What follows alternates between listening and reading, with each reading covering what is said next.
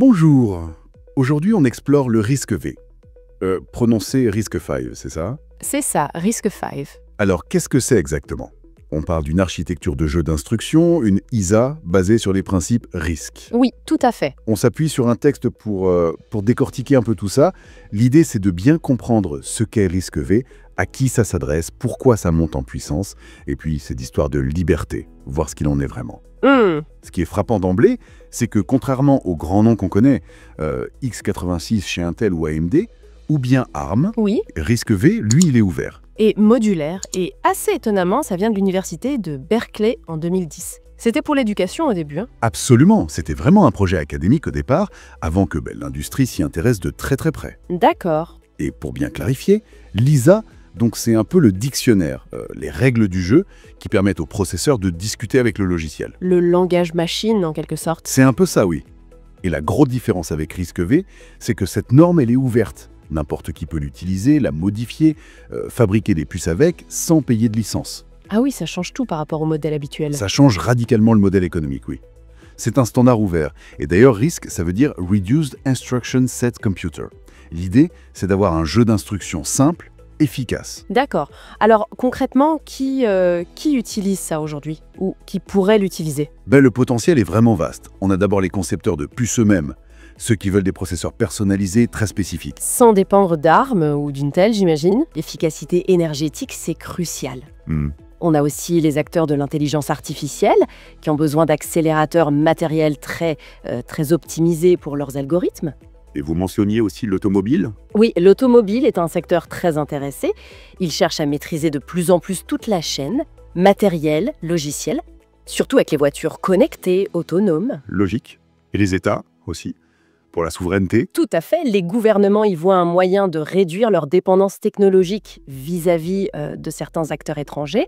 Et bien sûr, la recherche, l'éducation, qui ont là une plateforme ouverte formidable pour tester, pour innover. Et qu'est-ce qui explique cet engouement? Parce que ça semble vraiment prendre de l'ampleur. Alors, il y a plusieurs raisons. La première, c'est évidemment cette absence de redevance. Ça réduit les coûts, c'est clair. Ouais. Mais ce n'est pas tout. Non? Non, ce qui est peut-être encore plus important, c'est la flexibilité. L'architecture est modulaire, on peut choisir les extensions dont on a besoin. C'est-à-dire? On peut faire une puce très simple, minimale, pour un petit capteur embarqué, ou alors on peut ajouter des extensions pour faire du calcul intensif, de l'IA, du graphisme. C'est vraiment à la carte. Ah oui, c'est puissant ça. On adapte le matériel aux besoins exacts. C'est ça. Et ça ouvre la porte à l'innovation, même pour des plus petits acteurs, pour des marchés de niche. D'accord. Flexibilité, coût, il faut aussi que l'écosystème suive, non? Les outils, les logiciels? Absolument, c'est le nerf de la guerre.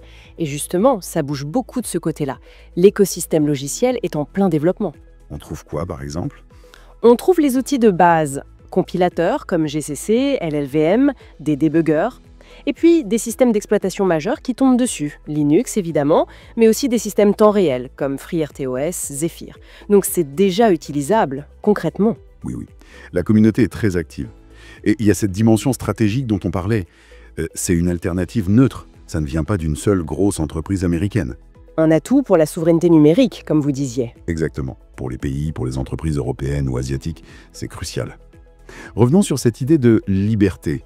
C'est vraiment totalement libre, RISC-V, ou il y a les bémols? C'est une excellente question et la réponse est nuancée. L'ISA elle-même, la spécification, le document qui décrit comment ça doit marcher. Le standard. Voilà, le standard publié par RISC-V International. Ça, c'est libre, licence BSD, très permissive. On peut télécharger, utiliser, implémenter. Il y a même des designs de cœur de processeur qui sont open source. Comme Rocket, Boom, vous disiez dans le texte. C'est ça, Pico RV32 aussi.